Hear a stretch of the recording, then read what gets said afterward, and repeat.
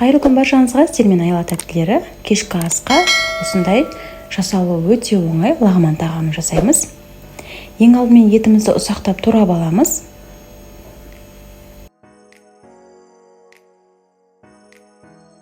Барлық көкөністерімізді видеодағыдай кубик етіп турап аламыз.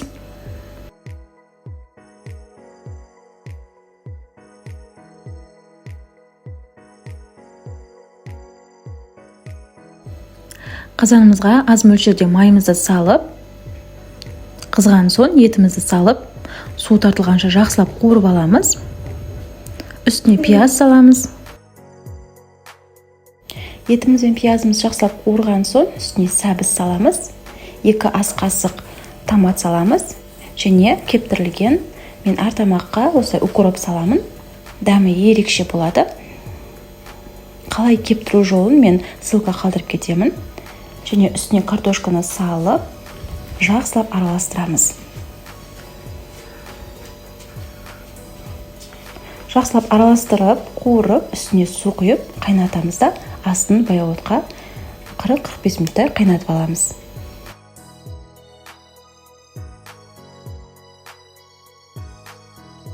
Дәміне қарай тұз, дәмдеуіштер саламыз.